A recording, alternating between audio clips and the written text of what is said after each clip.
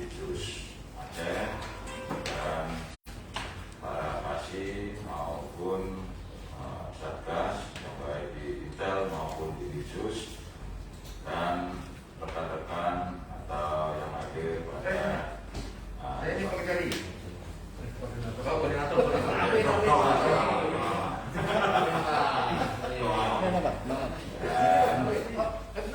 nggak apa-apa, ini supaya seimbang dia selamat datang Pak Sidik atau Pengemis langsung berubah manggilnya Pak Koordinator Pak.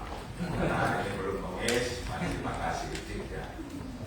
Jadi pertama-tama saya ucapkan terima kasih dan syukur alhamdulillah kita ucapkan masih diberi kesehatan bisa hadir pada acara ekspos hasil penyidikan dugaan penyimpangan pada kegiatan pensertifikatan tanah milik masyarakat miskin Aceh tahun 2019 oleh Dinas Pertanahan Aceh.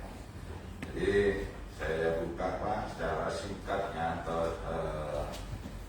perkara ini yang kita lakukan ekspos ada kegiatan pensertifikatan tanah milik masyarakat miskin Aceh yang dilakukan oleh Dinas Pertanahan Aceh yang targetnya sekitar 2.200 sertifikat tanah.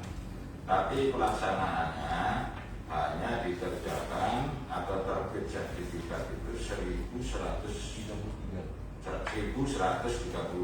sertifikat.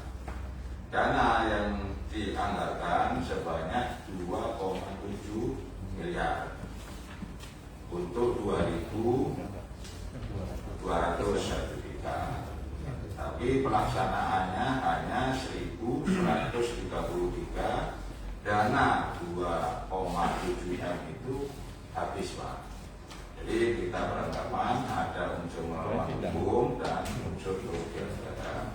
Unsur melawan hukumnya dari lift yang kita lakukan, data yang awal diperoleh itu tidak dikerjakan, yang mendapat sertifikat ternyata ada beberapa termasuk orang mampu ya, bukan untuk masyarakat miskin, dan kegiatannya harusnya 2.200 sertifikat hanya dikerjakan 1.133 sertifikat.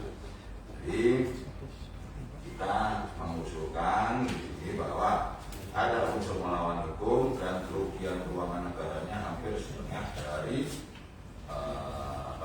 dana yang seharusnya 2.200, tapi sertifikat yang diterbitkan hanya 1.133. Jadi kerugiannya hampir sekitar 1,5 ya, 1,7 M Pak. Karena harusnya sertifikat sejumlah 2.200 yang dikerjakan hanya 1.133, tapi anggaran 2,7 M habis terserap untuk 1.133 sertifikat. Dan untuk detailnya mungkin tim yang akan menjelaskan tentang lead yang dilakukan, dan tujuan dari tim adalah naik ke penyidikan. Mungkin ketua timnya Pak Iskandar atau Pak Ferdi yang memaparkan, silakan, kami persilakan untuk tim menyampaikan hasil penyelidikannya. Silakan. Terima kasih Pak Setno.